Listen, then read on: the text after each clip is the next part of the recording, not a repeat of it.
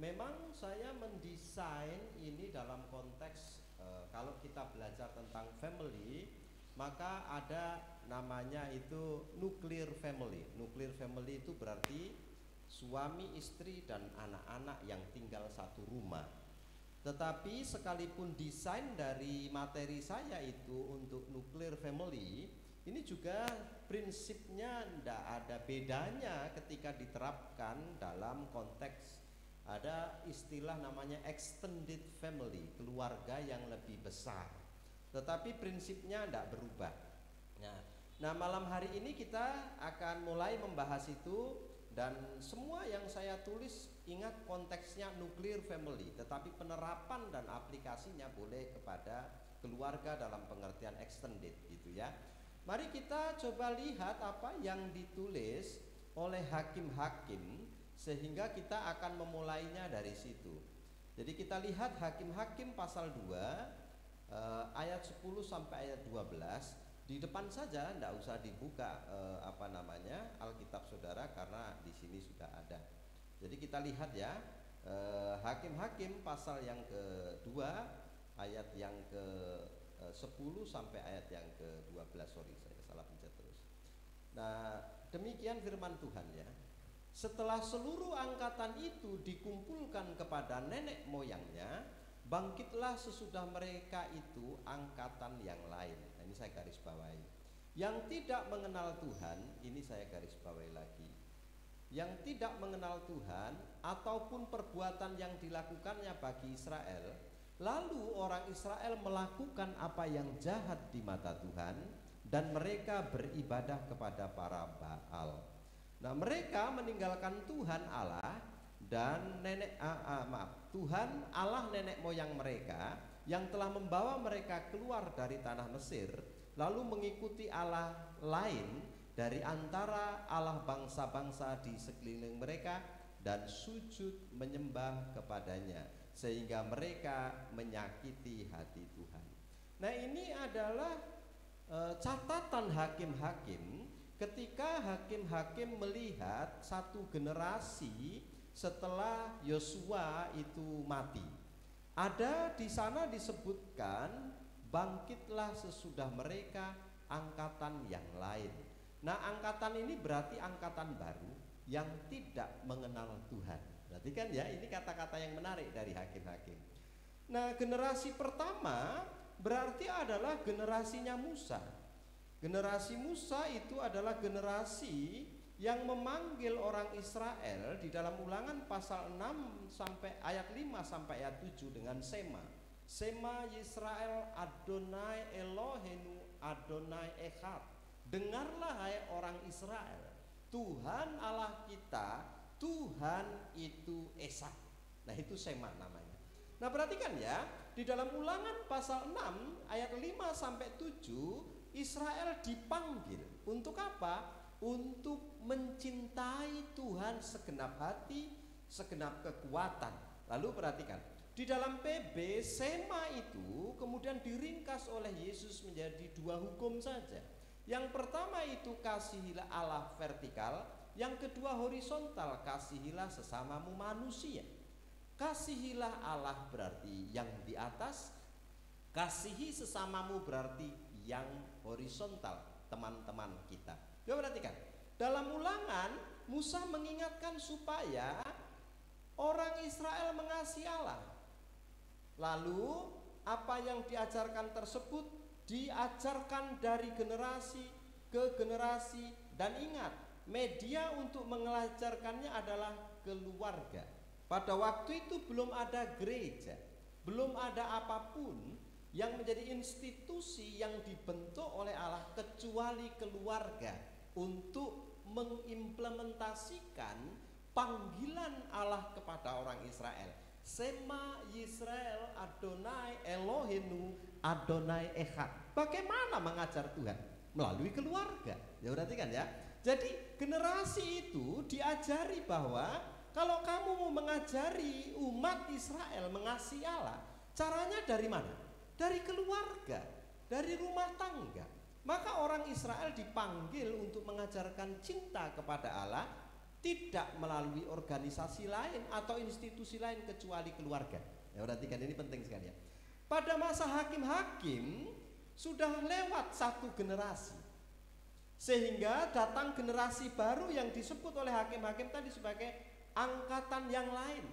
Lalu saya kasih bold, yang tidak mengenal Allah, dan dalam zaman ini disebut ini sebagai lost generation, generasi yang hilang. Ada generasi yang hilang setelah generasi Musa dan Yosua. Opungnya hormat sekali sama Tuhan, bapak mamanya hormat sekali sama Tuhan. Begitu tiba kepada anak-anaknya, cucu dari opungnya hancur berantakan. Jadi generasi itu yang disebut oleh Alkitab sebagai lost generation. Nah, saya kutip tulisannya Tony Evans.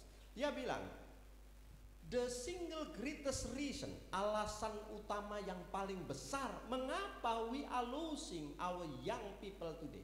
Kenapa kita kehilangan anak-anak muda kita sekarang? Katanya, itu karena rumah tidak lagi menjadi tempat di mana iman itu kemudian ditularkan. Keluarga tidak menjadi tempat di mana iman ditularkan. Makanya kan tema kita membahas tentang bagaimana keluarga kita menularkan iman, sehingga keluarga itu menjadi tempat untuk memuridkan yang paling efektif, memberitakan Injil paling efektif. Dari mana? Dari rumah ke rumah, keluarga ke keluarga. Dan itu Alkitab yang mengajarkan. Bahkan di dalam perjanjian baru, nanti ketika Yesus mengutus murid berdua-dua, maka murid berdua-dua itu disuruh pergi kemana? Oikos ke oikos, rumah tangga ke rumah tangga. Kalau ketemu kamu oikos, kalau ketemu kamu orang di pinggir jalan, nggak usah disapa. Tapi kalau ketemu oikos, sampaikan salam, salut. Kalau salammu diterima, masuk ke rumahnya. Di rumahnya nanti kamu dikasih minum, minum, kasih makan, makan. Doakan yang sakit, lalu beritakan Injil Kerajaan Allah. Kalau mereka menolaknya, kebaskan debu dari kakimu. Kalau mereka menerimanya, follow up. Kan begitu. Jadi apa yang menjadi sasaran penginjilan di dalam masanya Yesus? Oikos, rumah, keluarga. Dan sama dengan perjanjian lama, rumah, keluarga, rumah tangga, gitu ya. Jadi saya lanjut ya. Nah, kalau saudara itu membaca buku, misalnya itu buku tulisannya ini Michael Maiden. Jadi ini buku yang bagus juga. Michael Maiden itu membahas tentang apa? Turn the world upside down. Ini bicara tentang 7 gunung pengaruh. Sorry ya, bergeraknya terlalu cepat. 7 gunung pengaruh yang bisa membuat dunia ini naik dan turun. Yang pertama itu ada pendidikan, yang kedua seni, yang ketiga bisnis, yang ketiga keempat pemerintahan, media bisa bikin seorang jadi presiden, bisa seseorang gagal jadi presiden, media hebat ini ya. Tetapi kemudian leaders, spiritual leader, para pemimpin agama, kalau pemimpin agamanya bilang rusak dunia rusak, baik dunia baik. Tetapi ada yang satu terakhir yang dia bahas itu, yaitu tentang apa? Keluarga. Keluarga bahkan menurut penelitian modern, Michael Maiden itu berkata, salah satu gunung pengaruh yang membentuk budaya dunia. Dari mana datangnya? Rumah. Itu sebabnya rumah sangat penting. Nah, saya tidak membayangkan bahwa kita semua sudah punya anak, lalu kemudian kita itu sudah menikah semua, enggak. Tetapi keluarga dalam pengertian extended, papa mama kita juga boleh keluarga dalam pengertian yang lebih besar, gitu ya. Saya lanjut lagi. Saya perhatikan. Jadi kalau begitu Tuhan menggunakan 2 metode untuk memanggil kita memberitakan Injil. Sekarang ini yang paling tua, keluarga, dan yang kedua gereja. Tapi jangan berharap kepada ini terlalu banyak. Di sini sekarang sudah banyak sekali kesepian. Maka kita harus balik lagi kepada metode yang pertama. Ini kan oleh Tuhan ditambahkan gereja gara-gara Adam dan Hawa gagal. Tapi kan sekarang Yesus sudah menebus dosa dunia. Keluarga dipulihkan. Sehingga keluarga salah satu harapan selain gereja. Maka perhatikan, harapan kita untuk kemudian memulihkan generasi, memberitakan Injil adalah keluarga. Yang kedua gereja. Gitu ya. Maka God call parent to make their home the primary environment for the discipleship of children. Katanya itu Tony Evan lagi sih sebetulnya. Tuhan memanggil orang tua untuk menjadikan rumahnya itu lingkungan utama untuk apa? Pemuritan. Jadi di sini kita belajar di YPD, PDA, tetapi di rumah kita praktekkan. Pergi keluar sana di gereja kita belajar tentang pemuritan, di rumah kita praktek. Karena apa? Keluarga adalah satu-satunya, bukan satu dari dua institusi yang dipakai oleh Tuhan. Untuk apa? Making disciple, membuat murid. Dan menolong orang-orang yang di dalamnya itu punya jiwa kemuritan. Ya bedakan making disciple dengan discipleship. Karena discipleship itu jiwa kemuritan. Making disciple itu membuat murid. Gitu ya. Jadi kita sekarang mau yang mana? Dua-duanya. Nah, perhatikan. Sekarang kita akan masuk, lalu bagaimana ya kita bisa memuridkan keluarga? Karena kita harus menjawab tantangan ini. Sehingga kita nanti bisa mempraktekkannya di rumah. Nah, ingat ya, ini desainnya untuk nuclear family, tetapi prinsipnya untuk semua bentuk keluarga. Termasuk kita itu kan punya keluarga, keluarga asal kita dan lain sebagainya. Discipleship itu kan jiwa kemuritan. Berarti di dalamnya di sana adalah orang-orang yang melakukan apa yang Yesus lakukan, mencintai apa yang Yesus cintai, menghidupi apa yang Yesus hidupi. Ini discipleship. Definisi saya yang paling sederhana. Apa itu? Melakukan apa yang Yesus lakukan, mencintai apa yang Yesus cintai, lalu kemudian menghidupi apa yang Yesus hidupi. Kalau seperti itu, maka terjadilah apa yang Tuhan mau. Kita mengalami Christ likeness seperti Kristus. Coba perhatikan Efesus pasal 6 ayat 4 sebelum saya masuk kepada bagaimana. Ini dasarnya dulu sebelum saya menjawab tentang bagaimana. Efesus 6 ayat 4. Ini saya ambil terjemahan New American Standard ya. Karena New American Standard paling mudah dan paling bagus. Dan bapak-bapak, jangan memprovokasi anak-anakmu sehingga anak-anakmu marah. But, ini kata yang paling penting ini, but, negation, tetapi katanya, bring them up. Nah, saya mau menjelaskan kata ini, bring them up. Bring them up itu apa? Itu sebetulnya adalah kata kerja, verb, tetapi verb itu banyak kemudian bentuknya. Verb di sini kemudian tensisnya present. Yang kedua itu modelnya atau moodnya itu adalah iteratif. Berarti apa? Ini menjelaskan tentang apa? Kegiatan pengasuhan itu, tercoret-coret. Berarti kegiatan mengajari anak-anak itu harus menjadi sebuah kegiatan yang dilakukan berulang-ulang, iteratif. Berarti Paulus mengajari kamu mesti melatih anakmu berulang-ulang, melatih keluargamu berulang-ulang. Maka ini dikatakan iteratif. Tidak ada bosan-bosannya. Nah, saya lanjut ya.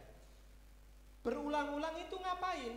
Yang pertama, in the discipline. Yang kedua, instruction of the Lord. Jadi ada dua kata.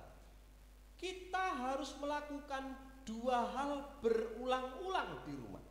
Yang pertama itu disiplin, dari kata paideia. Yang kedua instruksi, dari kata nouthesia. Nah, saya akan terjemahkan. Apa tujuan paideia dan nouthesia? Tujuannya adalah kedewasaan, keserupaan dengan Kristus. Kalau disiplin berarti training. Kalau training berarti kita memerankan diri sebagai trainer, pelatih. Berarti ini bukan hanya orang tua, tetapi kita, murid-murid Yesus. Karena tidak harus orang tua. Tapi kalau di rumah konteksnya orang tua. Kita harus mentraining orang yang ada di rumah kita. Bagaimana mentraining itu? Nanti ya di belakang. Lalu kemudian nouthesia. Berarti berikutnya adalah memberi instruksi, peringatan, admonition, dan warning. Dua hal ini yang harus kita lakukan untuk memuridkan keluarga. Di bawah saya akan sebut lebih detail. Nah, nanti ya. Tujuannya apa? Christ likeness. Jadi perhatikan, ini gambarnya. Kalau suami, istri, dan anak itu melakukan disiplin paideia, lalu mengajarkan kepada anak-anak nouthesia, Injil dan firman kebenaran Allah, maka anak-anak itu akan tumbuh menjadi serupa dengan Kristus, Christ likeness. Tapi dua-dua ini tidak boleh tidak, ini wajib. Nah, siapa yang punya anak mesti mulai dari itu. Kalau kita belum punya anak, kita tinggal di dalam sebuah keluarga, berikut ini yang harus kita lakukan. Coba kita lanjut ya, bagian berikutnya. Jadi kalau begitu bagaimana pola yang dikembangkan supaya kita bisa memuridkan keluarga? Ada dua. Yang pertama saya ajar pondasi dulu, yang kedua strateginya. Ini lebih praktis sekarang. Dari teori-teori, dasar-dasar Alkitabiah, lalu sekarang yang praktis. Saya akan bawa ke pondasinya dulu, baru ke strateginya untuk dikembangkan di rumah kita masing-masing. Yang pertama, strateginya itu modeling. Pondasinya itu modeling. Modeling berarti kita jadi model. Ini tidak boleh tidak, ini adalah pondasi. Karena pondasi dia tidak boleh tidak ada.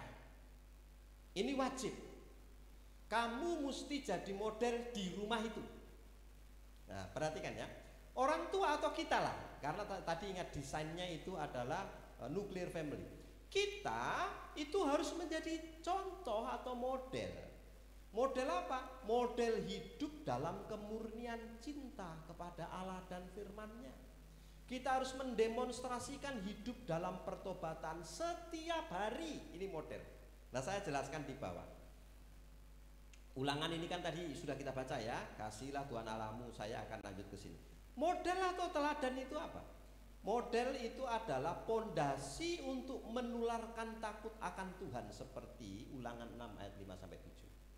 Jadi kalau mau menularkan takut pada Tuhan, dasarnya adalah tiap orang di ruangan ini mesti mempertontonkan sebuah model kepada orang yang tinggal atau semua anggota yang tinggal di rumah kita, menjadi model. Jadi orang tua harus menjadi murid Kristus terlebih dahulu, atau saudara mesti jadi murid Yesus terlebih dahulu, baru kamu bisa menceritakan kepada orang, baru kamu bisa mempesona hidupmu bagi orang lain. Kalau tidak bisa. Mesti ini. Kenapa ya? Karena orang tua harus betul-betul belajar mengasihi Tuhan segenap hati, dengan segenap hati. Baru bisa menularkan kepada anak-anak bagaimana caranya mengasihi Tuhan. Anak-anak harus menyaksikan setiap hari buah kehidupan pertobatan orang tua, termasuk di lampu merah, termasuk pada waktu mengatasi kemarahan, termasuk pada waktu menyelesaikan konflik, termasuk kepada waktu hati kita sedang jengkel, mengeluarkan kalimat dan kata-kata. Mesti itu adalah gambaran kehidupan yang sudah bertobat. Kalau tidak bisa. Karena tidak ada model. Makanya di dalam Ulangan ini tadi kan dibilang, kamu harus mengajarkannya di rumahmu. Ingat ya, ini haruslah engkau mengajarkannya. Kan tadi saya sudah bilang berulang-ulang, berarti jangan bosan-bosannya kepada anakmu dan membicarakannya apabila engkau duduk. Ini berarti kan kita harus melakukannya non formal situasinya. Apabila engkau sedang dalam perjalanan, apabila engkau berbaring, dan apabila engkau bangun. Ulangan pasal 6 ayat 5 sampai ayat 7. Jadi kalau begitu, kita untuk bisa memuridkan keluarga, pertama saudara mesti menjadi model, itu dasarnya. Nah, model itu bagaimana bisa dibangun? Ada dua komponen untuk jadi model. Komponen yang pertama itu you mengembangkan sikap reliable, dapat dipercaya. Ini adalah repentant integrity, integritasnya orang bertobat. Apa itu? Untuk menjadi teladan, Anda harus bisa diandalkan. Anda dipanggil untuk dapat dipercaya. Dengan kata lain, Anda harus menjadi man of integrity di rumahmu. Gitu ya, di rumah kita. Ini dia. Jadi orang harus hidup di dalam standar moral yang tinggi. Dalam keadaan ini, orang tua siap untuk memuridkan anaknya. Perhatikan, apakah ada duplicity? Berwajah dua enggak kita? Apakah ada double standar? Kalau untuk kepentingan kita boleh, kalau enggak untuk kepentingan kita enggak boleh. Apakah ada hipokrisi, kepalsuan?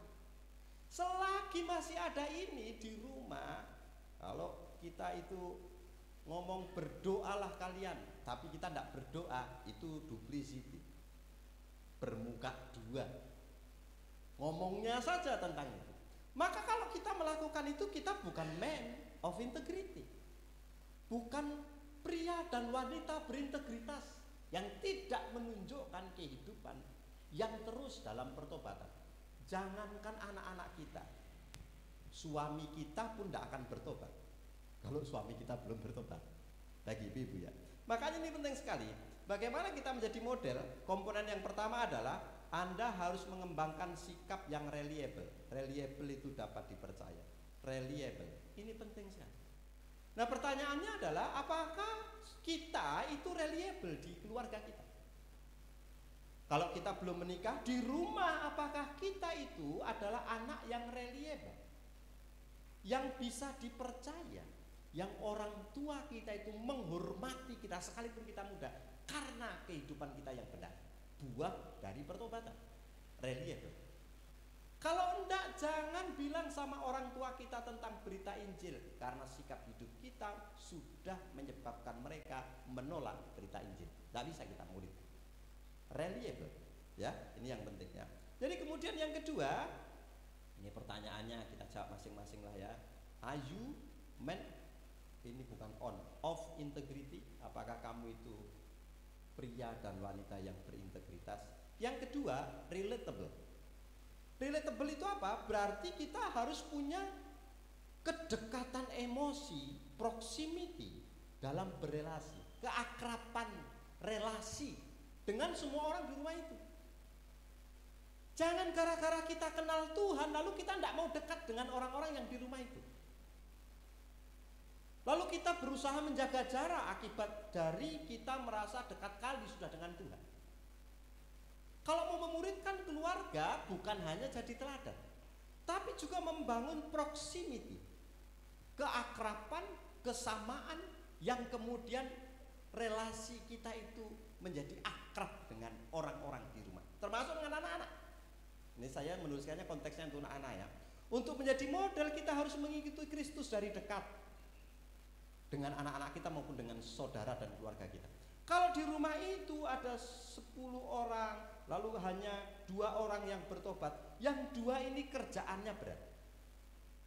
Dia justru tidak boleh menjauhkan diri dari yang 8. Kenapa? Karena dia justru harus membangun kedekatan, keakraban, supaya itu menjadi momentum untuk mudah nanti memperkenalkan Yesus. Makanya harus relatable kita. Harus tetap berhubungan dengan semua orang di rumah itu. Untuk apa? Memuridkan mereka suatu hari kalau ada kesempatan. Jadi jadilah cukup reliable, jangan jaga jarak, jangan merasa mereka tidak kenal Tuhan, hanya saya yang sudah lahir baru di rumah ini, mereka tidak bisa saya berdiskusi dengan mereka, selalu mereka itu duniawi sekali. Dan memang mereka duniawi. Justru untuk itulah kamu di rumah itu, untuk memperkenalkan Tuhan kepada mereka yang tidak mengenal Tuhan. Memang ini berat, nggak mudah. Apalagi kalau kita muda. Sementara banyak orang-orang yang lebih senior di situ. Berikutnya ya, untuk membiarkan orang-orang dekat dan melihat siapa kita sebenarnya. Ini dia, jadilah rentan. Nggak usah jaim. Jadilah rentan. Kalau memang kita terluka, terluka. Bahagia, bahagia. Sedih, sedih. Saya pernah suatu hari ketemu teman yang kemudian apa saja dia bilang terpujilah Tuhan, haleluya. Lalu kemudian kena masalah, nggak ada lagi kesedihan karena dia merepress perasaan, sehingga dia sebetulnya mengembangkan pola hidup yang nggak rentan. Yang rentan itu seperti apa? Ya jadi seperti orang biasa yang mengenal Tuhan. Ingat Mazmur kan rentan toh? Pemazmur itu nangis, komplain sama Tuhan. Kenapa engkau? Makanya ada Mazmur yang disebut sebagai Mazmur komplain. Mazmur lamen. Lamen itu kan lamentation. Lamentation itu berarti komplain sama Tuhan. Daud banyak komplain sama Tuhan. Kenapa kau memalingkan wajahmu dariku Tuhan? Kenapa nggak kau sendengkan telingamu?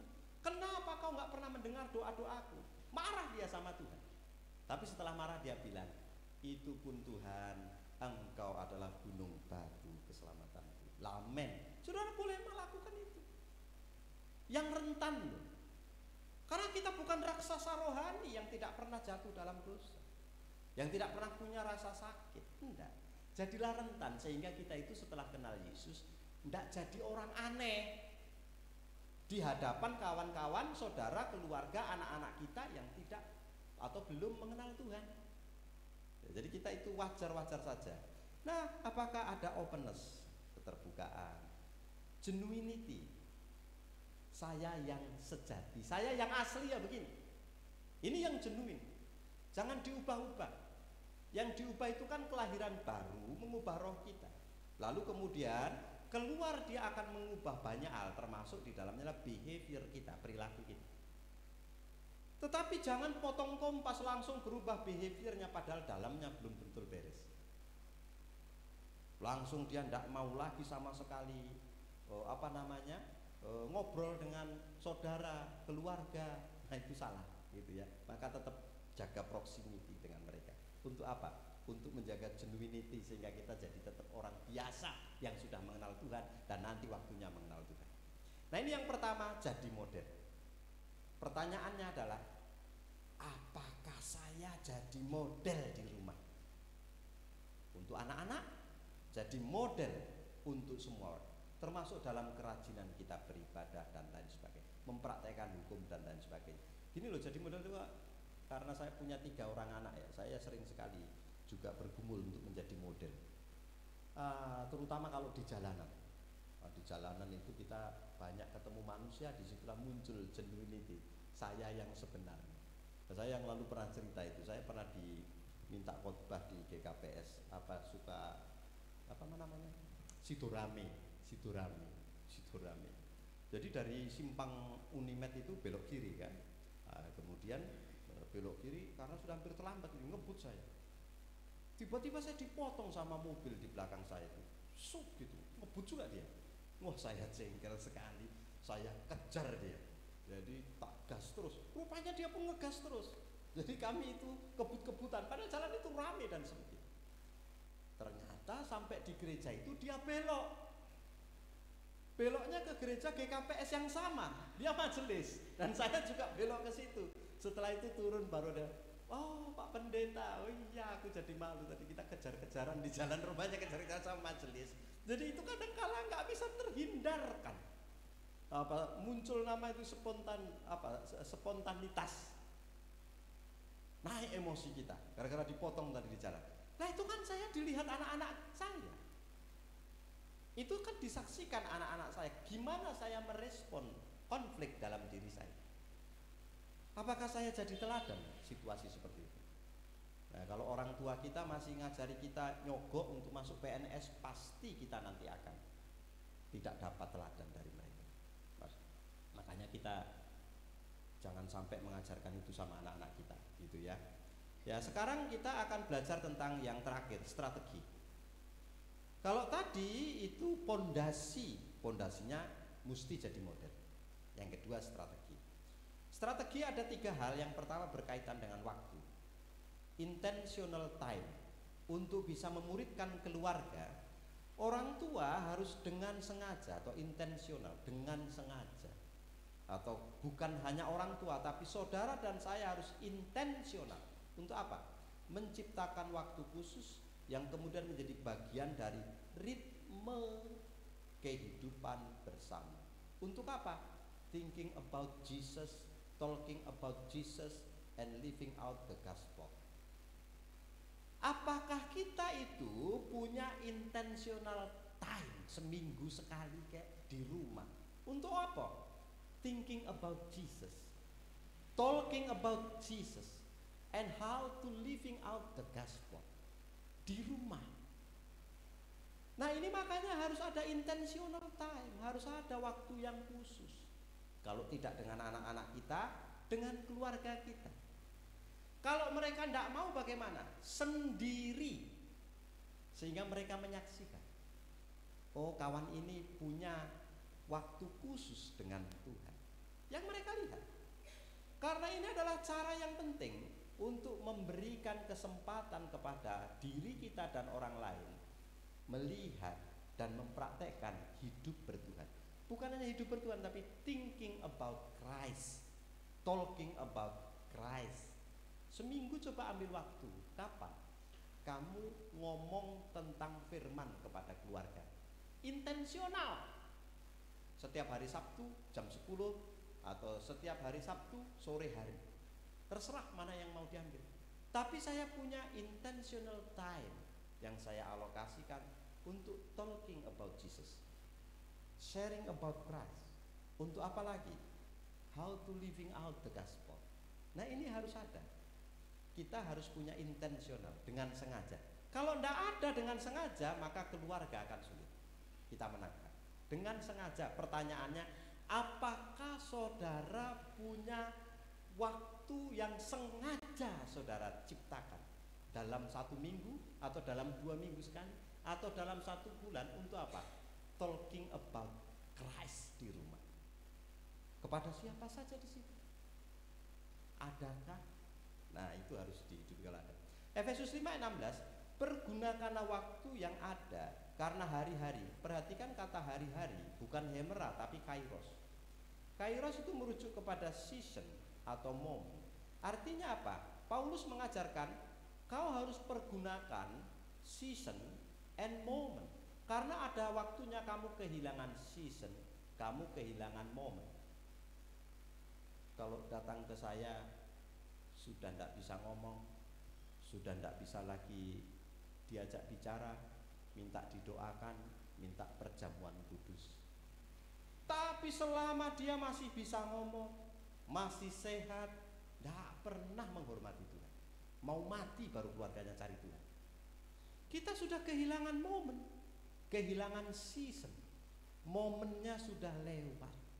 Kalau punya anak kecil, ini kan ada seusia Tasya. Tasya berapa? Setengah tahun?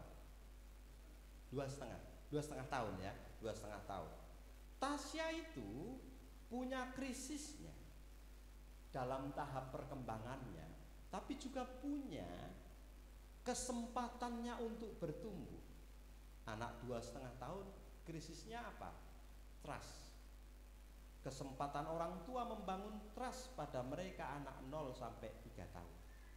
Nanti trust itu akan dipegang sampai usia tua. Maka usia 40 tahun dia akan merasa dunia aman, karena bapak mamanya membangun trust, bisa dipercaya.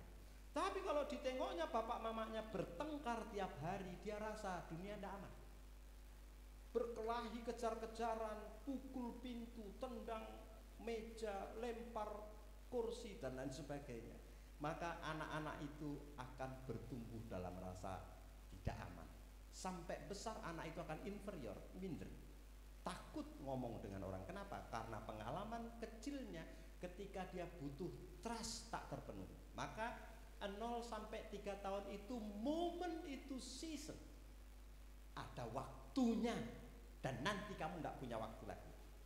Maka tadi di awal saya bilang, ciptakan intensional. Ada waktunya bapak kita masih hidup, ada waktunya anak-anak kita masih di rumah kita, ada waktunya mereka meninggalkan kita. Maka perhatikan ini ya, kairos season. Ada waktunya kita kehilangan kesempatan. Jadi strategi kita adalah ciptakan kesempatan, buat waktunya gitu ya. Saya ada 2 komponen untuk menciptakan waktu. Yang pertama ritme. Ritme itu apa? Berarti rancang waktu khusus dan konsisten. Kalau seminggu sekali terus talking about Christ. Saya akan ngomong tentang Yesus seminggu sekali di rumahku. Entah caranya saya akan baca ayat Alkitab, entah caranya saya akan datang satu ke satu, entah caranya saya akan ajak duduk mereka untuk ngobrol dan lain sebagainya. Tapi ritme. Ritme itu berarti akan menjadi bagian ritme kehidupan, pola yang berkembang terus menerus. Nah ini apakah ada ritme? Kalau di rumah kami itu ritmenya begini. Jadi kalau minggu kami itu kemudian kan tidak sempat ya, antar sekolah minggu dan lain sebagainya, hampir tidak sempat. Saya tidak pernah bisa mengantar karena saya minggu itu selalu keliling. Minggu kemarin saya ke Metodis, minggu besok saya ke GKSI, Dan anakku yang sekolah minggu itu tidak pernah ikut sekolah minggu, yang paling kecil. Kenapa? Karena tidak bisa dia sekolah minggu kalau nggak diantar. Saya tidak pernah ngantar. Maka dia dari ke gereja lain, barulah kami atur waktu. Entah seminggu sekali, di minggu malam atau di Senin malam kami duduk bersama. Untuk apa? Membahas firman, topikan per topik. Biasanya entah dari hukum Taurat 10 hukum, kasihlah Tuhan. Nah, gitu ya. Misalnya baru kami bicarakan. Tapi kami punya ritme. Kalau dengan istri saya punya ritme. Sebulan sekali paling tidak kami hanya berdua untuk ngobrol, diskusi dalam dan lain sebagainya. Ritme. Ada ritme enggak? Atau kapan ingat, kapan di situ. Makanya saya mengajarkan kembangkan ritme, begitu ya. Kemudian misalnya apa, sebulan sekali ada family altar lah, ada family worship lah, apalah namanya, studi Bible apa saja, terserah. Pokoknya kasih nama sendiri. Setiap keluarga harus punya ritme kehidupan yang berbeda. Buatlah waktu khusus yang menjadi ritme. Ini contoh di keluarga kami misalnya ya. Di keluarga kami minggu pertama misalnya ya, hari Senin kami pagi membahas Amsal pasal 1. Kapan ini? Waktu pergi ke sekolah di mobil karena nggak sempat. Selasa kami bahas Amsal pasal 2. Di mana waktu pergi ke sekolah? Ini ritme. Setiap kami berangkat ke sekolah, anak-anak satu sekolahan, maka kami membahas Amsal setiap pagi. Ritme. Maka si Louis yang paling kecil itu selalu dia mengingatkan, kok belum berdoa kita, kok belum baca Alkitab kita. Nanti mereka kalau sudah aku lama sekali nggak ngajak baca Alkitab, dia akan tanya, sudah lama kita nggak baca Alkitab. Karena ritme. Anak-anak jadi rindu. Kembangkan ritme, gitu ya. Misalnya minggu ke-1, hukum, saya belajar tentang hukum Taurat yang pertama, jangan ada padamu Allah lain di hadapanku. Kapan itu? Setiap jam 20 malam di hari Minggu. Minggu kedua berikutnya saya membahas yang lain, Saya membahas yang lain. Misalnya saya membahas tentang hukum yang kedua. Apa itu hukum yang kedua? Jangan membuat patung. Apa itu patung? Dan seterusnya ya. Dan ini dikembangkan terus sampai minggu ketiga, keempat, kelima, kelima kebanyakan ya, keempat. Ya, pokoknya muter terus. Tapi ada ritme. Nggak usahlah terlalu bagus. Pokoknya ada ritmenya gitu untuk ngomong tentang Tuhan di situ. Yang kedua, setelah intentional time, yang kedua itu adalah kembangkan capturing moment. Momen ini penting ya. Momen itu apa artinya ya, capturing moment. Jadi elemen berikutnya dalam memuridkan keluarga adalah membangun kepekaan rohani untuk menangkap dan memanfaatkan setiap kesempatan sehari-hari. Tujuannya apa? Bercakap-cakap yang berpusat pada Injil. Di lampu merah kita bisa ngomong tentang Injil. Yang lalu saya ceritakan juga. Saya ketemu di lampu merah ada anak kecil yang nyanyi lalu ngamen, lalu saya cerita sama anakku. Coba tengok mereka ini. Usianya mungkin tidak jauh di atasmu. Dia mungkin 12 tahun, kau 10 tahun. Tapi dia mungkin kurang beruntung. Di jalanan, mengamen, kena panas matahari, bahaya dan lain sebagainya. Tiap hari di lampu merah. Lalu saya mulai ngomong tentang Tuhan. Bukankah Tuhan sangat baik kepada kita? Makanya kamu tidak perlu ke jalanan dan lain sebagainya. Nah, waktu makan saya bisa mengajari juga anak-anak saya tentang firman, tentang Tuhan. Memanfaatkan. Karena saya kemudian bilang sama mereka, jangan nasi bersisa. Kenapa nasi tidak boleh bersisa? Karena setiap butir nasi itu pemberian dari Tuhan. Tuhan memberi makan. Jadi kalau kita tidak menghabiskan makanan yang kita ambil, kita berdosa sama Tuhan yang memberi makan. Kita bisa capturing moment untuk mengajar tentang Tuhan. Jadi percakapkan Tuhan dalam setiap momen. Mudah ya? Jadi nggak tahu saya momennya apa di rumah kita. Apa saja, pokoknya cari momennya dan ngomong Tuhan. Dan dibilang ini parbibelon, nggak masalah. Parbibelon pun nggak masalah. Tapi terus saja ngomong tentang Tuhan. Lama-lama tahu. Yang penting yang tadi udah beres yang pertama ya, jadi model. Kalau itu nggak beres kita ngomong Bible, baru kita dipermalukan orang. Makanya harus beres dulu yang pertama tadi. Baru kita ngomong tentang Bible. Jadi ini butuh apa? Butuh readiness, sensitivitas, kepekaan spiritual untuk memakai kesempatan dengan bijaksana. Harus ada sensitivitas. Oh, ini kayaknya waktu yang tepat ngomong tentang Injil. Moment ke moment, capturing moment. Tangkap waktunya, ngomong tentang Injil. Supaya apa? Keluarga itu terus dengar tentang Injil. Bahkan ketika mereka bertengkar hebat, kita bisa bilang dululah kita, sebelum bertengkar kita berdoa dulu kita. Karena mama bapakku bertengkar sama adikku, wah hebat luar biasa. Begitu saya datang, udahlah, sebelum bertengkar kita doa dululah kita. Habis itu gak jadi bertengkar mereka. Barulah mereka nangis-nangisan, ceritalah semua, mama begini, bapak itu begini. Mamaku bilang kau pun begini. Tapi sudah berdoa dulu. Jadi nggak jadi marahnya, nggak jadi membesar begini. Karena saya harus capturing moment, nangkap momen mana saya mau ngomong tentang Injil. Gitu loh. Jadi ini penting ya, penting sekali untuk kemudian kita bagaimana memuridkan keluarga. Yang ketiga, terakhir, apakah kita ada diskusi? Ada ya. Yang ketiga, milestone. Bikin kesempatan untuk merayakan. Nah ini khusus bagi yang satu rumah dengan anak-anak. Elemen berikutnya dalam pemuritan keluarga adalah menandai dan membuat kesempatan untuk merayakan tonggak rohani pekerjaan Allah dalam kehidupan keluarga dan anak-anak. Bikin celebration. Bisa dengan apa caranya? Retreat keluarga.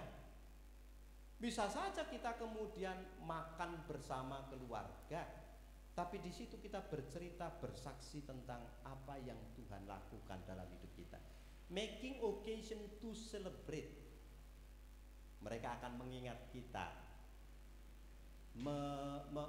mememorize di dalam pikirannya. Bapakku tidak hanya mengajar Alkitab, tapi bapakku juga ikut merayakan ketika aku melakukan. Ya, beli hadiah dan lain sebagainya. Tapi ini juga ada contoh, gunakan jurnal. Saya tidak tahu siapa yang punya jurnal doa, catatan doa sepanjang tahun. Ada yang punya catatan jurnal doa, membuat doanya dalam sebuah jurnal. Tanggal berapa, pokok doanya apa, dijawab, tanggal berapa, tidak dijawab, nggak ada tanggalnya atau tidak dijawab gitu ya. Ada yang bikin jurnal itu sehingga dia mencatat, oh doa kita untuk si A anak kita itu tanggal sekian kita doakan, udah dijawab Tuhan tanggal sekian. Ada yang punya seperti itu? Nggak ada ya jurnalnya. Buat jurnal itu bagus juga. Atau kalau nggak jurnal, catatan pengeluaran pemasukan, catatan belanja harian. Punya catatan belanja. Ibu-ibu punya catatan belanja harian yang dikumpul sampai sebulan. Punya. Itu waktu untuk merayakan juga. Ikuti. Itu bagus loh. Ibu-ibu tidak punya catatan. Istri saya rajin mencatat. Tidak pernah dia tidak mencatat. Kalau pulang dia langsung mencatat semua pengeluaran pemasukan. Bahkan 2.000, 5.000 dicatat sama dia. Nanti di akhir bulan baru dia cerita, sepanjang bulan ini kita diberkati Tuhan sekian, pengeluaran kita sekian. Lalu kita sama-sama mengatakan, terpujilah Tuhan. Tidak mungkin kalau tidak berkat Tuhan kita cukup sampai hari ini. Itu making time to celebrate, tonggak iman untuk kita merayakan. Gitu ya. Coba bikin, ibu-ibu bikin catatan. Gak apa-apa, suami kita jajan lu catat aja. Bapak tadi jajan apa di luar? Berapa? 20.000, catat aja. Karena nanti itu untuk kita merayakan di akhir bulan, bukan kita pelit sama suami ya. Gak apa-apa, yuk jajan aja, gak masalah. Ada belanja ini, gak apa-apa, catat saja. Tapi di akhir bulan diceritakan. Kumpul dulu kita Pak. Ini pengeluaran kita sepanjang bulan, ini penghasilan kita sepanjang bulan, dan kita raya untuk celebrate, rayakan. Happy ya. Tapi kalau catatan pengeluaran pemasukan di warung dicatat, Bang Simanjuntak, catat pasti ya. Nggak bisa enggak ya, kalau ini bahaya kalau nggak dicatat. Tapi kalau di rumah kayak mana? Dicatat nggak? Nah itu dia. Kalau di rumah ngapain dicatat? Yang di warung aja yang dicatat itu, yang di warung aja yang dicatat. Tapi bagus untuk mencatat. Dulu saya itu lama diskusi dengan istri untuk mencatat. Karena awalnya ada gesekan. Sepertinya kau curiga sama aku. Enggak, bukan untuk curiga. Pertama untuk men-trace back, melihat kalau kita membelanjakan untuk apa? Kedua, untuk mengucap syukur. Seberapa besar kita diberkati Tuhan sepanjang bulan itu. To make celebration, untuk membuat perayaan. Catat, coba ya, nanti dicatat. Lalu kemudian, itu bagian dari cerita Injil loh ya.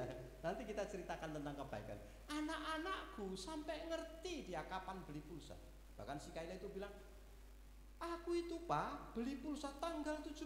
Dari mana kau tahu? Dari mana kau ingat tanggal 17? Catatan pengeluarannya mama itu loh, ku tengok ya. Jadi dia tahu, ada catatannya. Ada catatannya, beli kuotanya Kaila ada itu. Semua ada, setiap hari dia catat. Dan dia rajin cek. Sampai hari ini dia mencatat. Kenapa? Di akhir bulan kami celebrate God faithfulness. Kesetiaan Tuhan kami rayakan. Oh ya, karena nggak ada yang kami catat selain itu. Kalau beliau-beliau ini kan catatannya banyak ya, jadi nggak sempat lagi nyatat ya. Kalau kami hanya itu aja yang bisa kami catat, yang nggak ada yang lainnya ya. Jadi itu ya. Kemudian saya ulangi nih. Jadi untuk memuridkan keluarga itu nggak boleh kita membuat program, karena ini bukan program. Ini gaya hidup. Bukan program, tapi gaya hidup. Jadi ubah, kita berpikir kalau saya mau menginjili keluarga berarti saya buat program. Bukan program, tapi way of life, gaya hidup. Tidak terjadi sesaat, tapi proses yang panjang. Butuh waktu, komitmen, disiplin, daya tahan. Jangan sebulan mundur, tapi harus daya tahannya tinggi. Terima kasih, sampai di situ saya